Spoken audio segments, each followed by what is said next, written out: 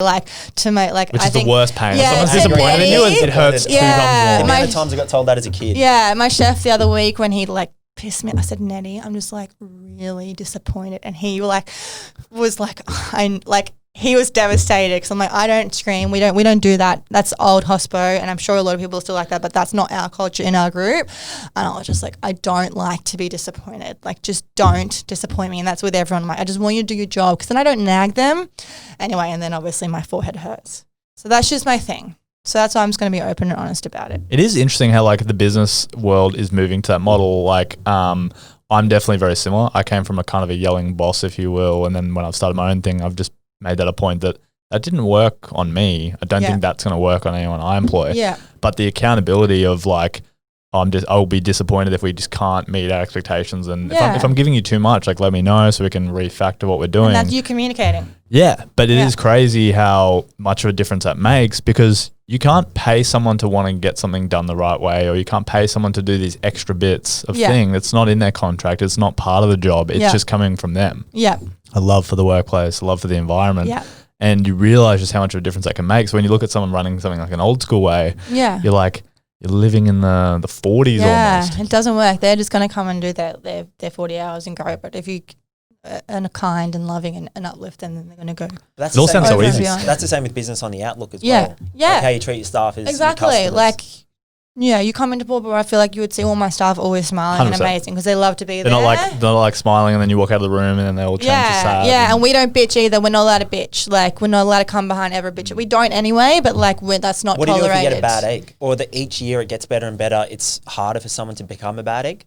Yeah, we notice exactly. Everyone's too positive and they're the ones like, and I found that as well, like we all started to do it. We gravitated towards like if a project wasn't going as we wanted, let's complain about the client. But then I noticed that it started to become with everything. I was like, we're just going to not kind of do the best because we're going to shortcut and look for a way to blame the client. Yeah. And I realized like that early on, I was like, we can't have these meetings where, this project's stuck because so-and-so can't get his shit together. It's like, let's help him get his shit together. Yeah. 100%. Or else you're going to just start to, like you said, self-fulfill, and then that's the only thing you're relate about. Yeah. And it comes from the top. Yeah. If you're bitching about it, can you believe they asked for another coffee or whatever it may be, then that'll become the whole culture. Yeah, exactly. So what's the plan after the bakery? Like, are you looking, because you're a group now with the restaurants, do you want a franchise? Do you want to open more? Or is it just like the lifestyle that you've created, the work environment you've created, like that is just like, you're so happy with that? Because you're obviously still trying to do more. Like the fact you're adding a vlog on top of this, like I got into this thinking this was going to be easy peasy. And then when I started creating like 6 hours of content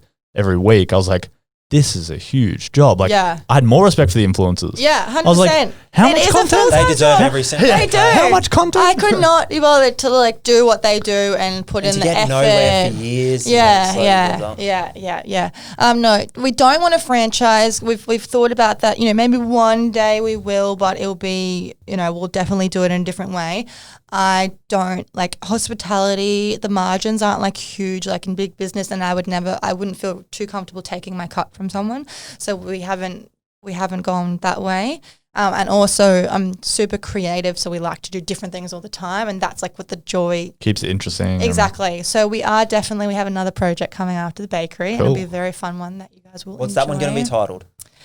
If this was the COVID baby, what's that, 2021? The real baby. Got that far. The real baby. My second baby. Your second baby. Yeah. I don't know what comes after a baby. Responsibility. Yeah, no sleep.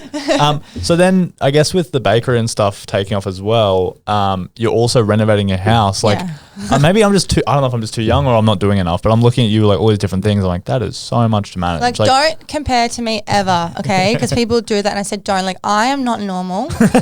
I am not normal. Like anyone who knows me, I'm not normal. I can't do nothing. Right. So like settle time is hard. Yeah. So like when you guys have like fun on the weekends, just chilling, like I don't do that. I don't know how to do it, and I probably just don't enjoy it because I like to be like crazy. Like that's just the way that I'm like made inside. So you can't look at me and think you want to do what I'm doing, because it's just I'm built this way, and I just like to do things all the time. Like Chris, my partner, can sit at home on Sunday and watch movies all day, and a lot of people can do. Like Kayla, my manager, she's like, I'm like, what are you doing your days off?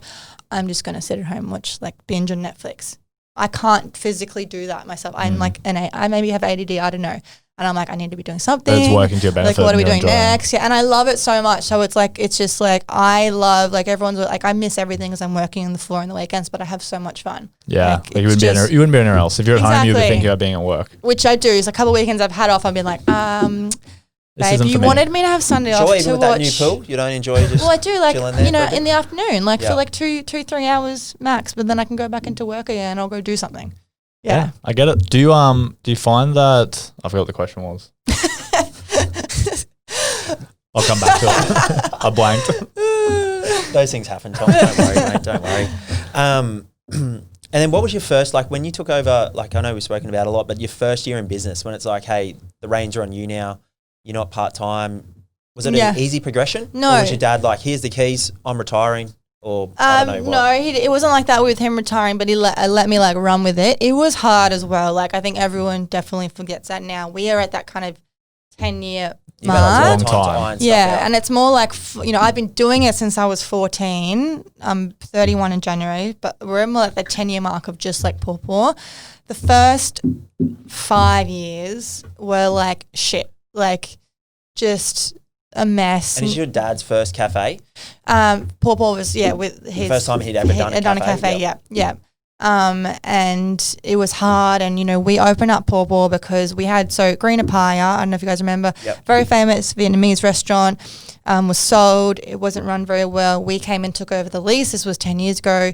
Paw was about 200 square meters in Wollongabba. Very high rent for, you know, now it's worked out, but like for that time and a big space to fill, we weren't filling it. So we had Greener Paya, and then I went to open up Paw in the back.